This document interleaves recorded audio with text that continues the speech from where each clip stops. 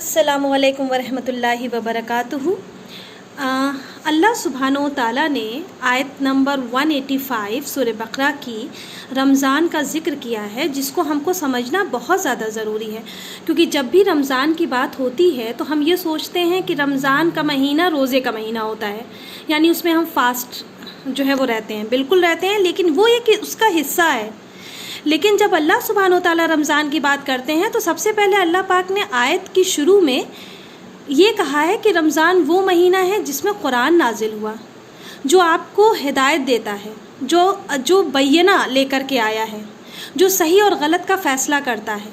उसके बाद अल्लाह सुब्हानो ताला ने रोज़े के बारे में बयान किया है। तो हम थोड़ा सा मैं इसको एक्सप्लेन करने की कोशिश करूँगी और आसान लफ्ज़ों में, आई होप कि आपको समझ में आए। मैं थोड़ा पास्ट में जाऊंगी। जब मूसा अलैहिस्सलाम को अल्लाह पाक ने जो है वो तौरात के लिए बुलाया, यानी तौरात देने के लिए बुलाया कोहे तूर पे, तो मूसा अलैहिस्सलाम ने सबसे पहले क्या किया, रोज़ा रखे। वो 40 दिनों का उन्होंने रोज़ा रखा। और उसके बाद मूसा अलैहिस्सलाम क्या हुए, उस 40 दिनों तक हर चीज़ से कट ऑफ हो गए, खाने पीने से कट ऑफ हो गए, सोशल होने से कट ऑफ हो गए, बीवी से कट ऑफ हो गए, भाई से कट ऑफ हो गए, हर रिलेशन से कट ऑफ हो गए। क्या हासिल उन्हें हुआ, तकवा हासिल हुआ। और उस तकवे से अल्लाह सुब्हानो ताला ने उन्हें क्या दिया, तौरात जैसी बुक दी, जिसका नाम क़यामत तक रहेगा, जो बनी इसराइल के लिए उतारा गया था। फिर अब मोहम्मद सल्लल्लाहु अलैहि वसल्लम पर हम आते हैं। तो मोहम्मद सल्लल्लाहु अलैहि वसल्लम रोज़ा की हालत में नहीं होते थे, रोज़े की हालत में नहीं होते थे, लेकिन वो अपने आप को सोशल कट ऑफ कर लेते थे, सोशली कट ऑफ कर लेते थे। और फिर और क्या करते थे, कहाँ चले जाते थे, गार हिरा में चले जाते थे। गार हिरा में जा कर के वहाँ पर कई दिन गुजारा करते थे। और कई दिन गुजारने में जो है वो मोहम्मद सल्लल्लाहु अलैहि वसल्लम खाने पीने से कट ऑफ, अपनी बीवी खदीजा से कट ऑफ, रिश्तेदारों से cut off, socially cut off, और किसकी खोज में, हिदायत की खोज में। तो फिर उनको क्या मिला, यानी हर चीज़ से कट ऑफ होने के बाद उन्हें क्या मिला, फर्स्ट रेवलेशन मिला। अल्लाह सुब्हानो ताला ने उन्हें पहली वही दी और कुरान जैसी अजीम किताब दी। तो अब ये जो कुरान हमें अल्लाह सुब्हानो ताला ने दिया है, ये बहुत बड़ी नेमत है हमारे लिए। अब सोचिए कि यहाँ पर अल्लाह सुब्हानो ताला ने नबियों को ये सिचुएशन दी कि वो हर तरीके से कट ऑफ कर लें, लेकिन ये उम्मत, इस उम्मत पे अल्लाह सुब्हानो ताला का इनाम है कि सेम वही पोजीशन और वही एक्सपीरियंस अल्लाह सुब्हानो ताला ने अपनी पूरे जो है वो बंदों पे कर दिया कि तुमको भी, तुम्हारे ऊपर भी मैं रमज़ान का महीना तुम्हारे ऊपर आता है जिसमें कुरान नाजिल हुई है, मेरी किताब नाजिल हुई है। अब तुम भी इसको महसूस करो, इससे हिदायत हासिल करो, इससे तकवा हासिल करो, इसकी मिराकल्स को देखो, पहचानो कि ये क्या बातें कर रही है, और सही गलत की पहचान लेकर के आओ, इसको अपनी ज़िंदगी में उतारो। और इसमें सबसे बेहतरीन उतारने के लिए, ये पूरा 12 महीनों में से सबसे बेहतरीन महीना कौन सा है, रमज़ान। तो जब हम रोज़े की हालत में होते हैं तो हर चीज़ से कट ऑफ हो जाते हैं, ठीक है। मियाँ बीवी एक दूसरे से, जाहिर सी बात है, सेक्सुअल इंटरकोर्स से कट ऑफ हो जाते हैं, खाने पीने से कट ऑफ हो जाते हैं, है ना। हम बुरी बातों से कट ऑफ हो जाते हैं। अगर कोई हमारे ऊपर अगर कोई भी गलत बात कहता है, या हमको अब्यूज़ करता है, या हमसे फाइटिंग करने की कोशिश करता है, तो हम कहते हैं नहीं, मेरा फास्ट है।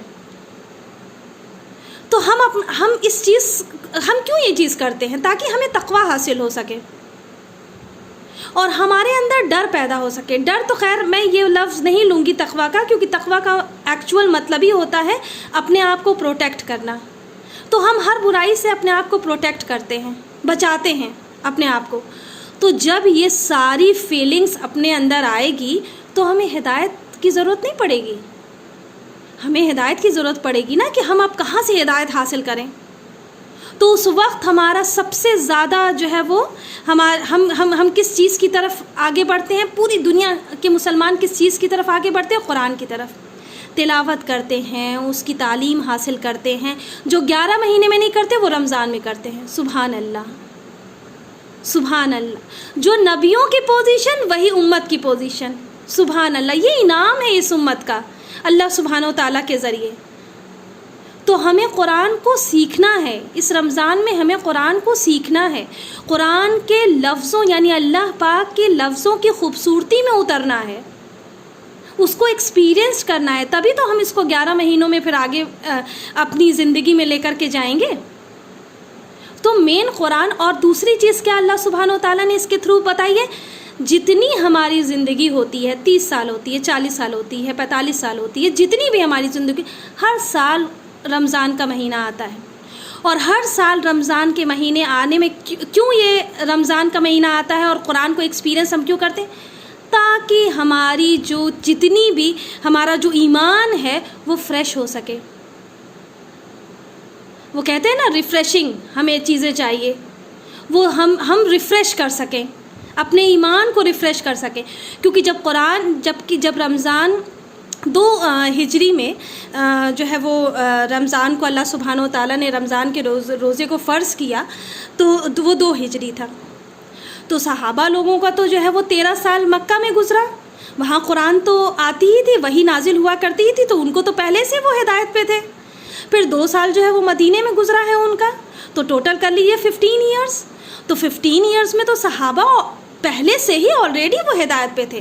تو پھر یہاں پر اللہ سبحانہ و تعالیٰ کیوں کہہ رہے ہیں کہ قرآن رمضان کا مہینہ وہ ہے جس میں قرآن نازل ہوئی، اور تاکہ تم ہدایت حاصل کر سکو، ٹھیک ہے، تاکہ اس کے میراکلز کو دیکھ سکو، تاکہ تم صحیح اور غلط میں فیصلہ کر سکو۔ تو اس کا مطلب یہی ہے کہ ہم ہر سال جو ہے وہ اپنے اندر کے ایمان کو فریش کر سکیں۔ سبحان اللہ۔ اور یہ صرف اور صرف جو ہے وہ روزے کی حالت میں ہو سکتا ہے، یہ صرف روزے کی حالت میں ہو سکتا ہے۔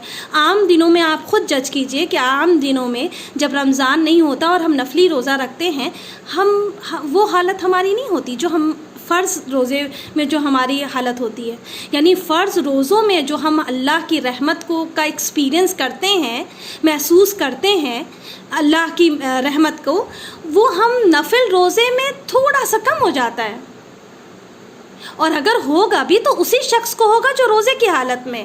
یہاں تو پوری دنیا میں اللہ کی رحمت پھیل گئی، چاہے وہ مسلم ہو چاہے وہ نان مسلم ہو، مغفرت کے دروازے کھول دیے جاتے ہیں۔ نفلی روزے میں جو ہے وہ شیطان کو نہیں باندھے جاتے، شیطان نہیں باندھے جاتے، جنت کے دروازے نہیں کھولے جاتے۔ تو یہ مہینہ قرآن کا مہینہ ہے، تو ہمیں قرآن کو سیکھنا ہے۔ اس طریقے سے اللہ سبحانہ و تعالیٰ نے آیت 185 کو ایکسپلین کیا ہے کہ یہ مہینہ قرآن کا مہینہ ہے۔ السلام علیکم ورحمۃ اللہ وبرکاتہ۔